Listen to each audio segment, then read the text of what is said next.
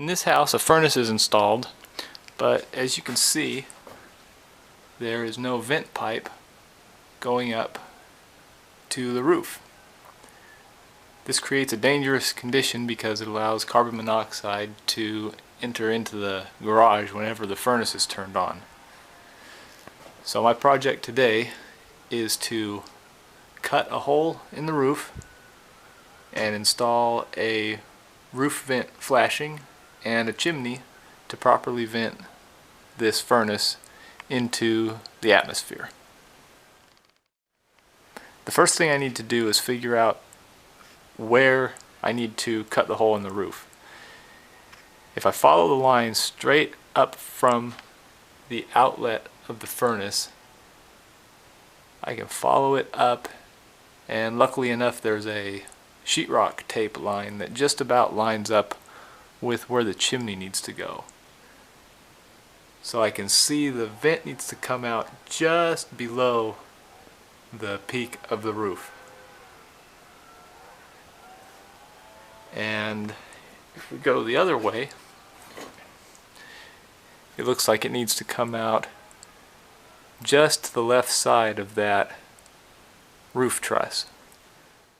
Now up on the roof, I've located where I need to put my hole, and I've set the roof jack flashing piece where it needs to go. I've slid it up underneath this shingle.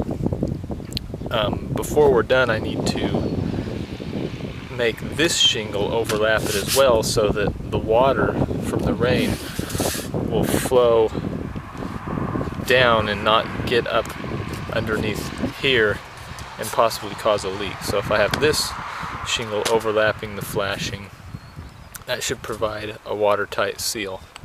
So the next step is to mark where I want to cut my hole. I'll do this with a pencil.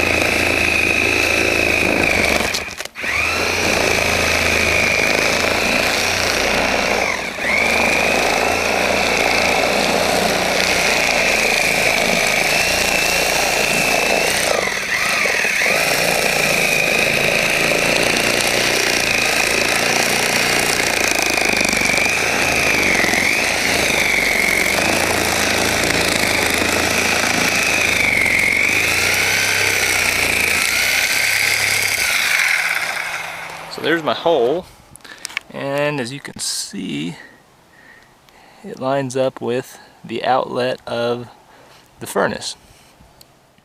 Down in the garage, I wanted to make sure that my pipe would fit through the hole. It does, no problem. And it's lined up where it needs to be. Now I need to trim away some shingles and make it so that this flashing can go underneath this row of shingles and this row of shingles. It can be on top of this row and this row. As I try to push it up, it looks like there's a nail that needs to be removed, which there is. So I will use this chisel and gently remove the nail.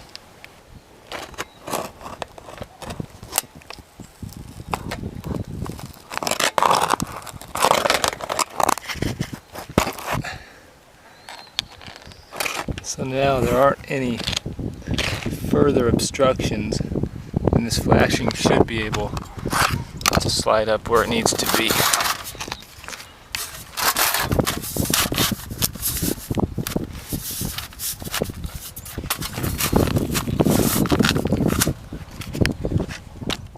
I just noticed because of the way this falls, there's a space right here between the flashing and the roof, so I think I will trim this shingle so that it will come up over as well. That way the flashing will sit flush against this, or sit flat against this row of shingles. So I cut away this piece, and there is one nail that I need to remove here, and then I should be able to slide the flashing up where it goes. I got that nail out.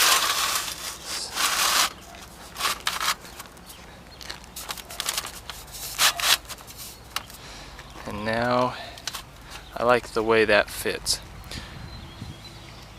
The next thing I will do is I will use a couple of roofing nails underneath here to hold it in place.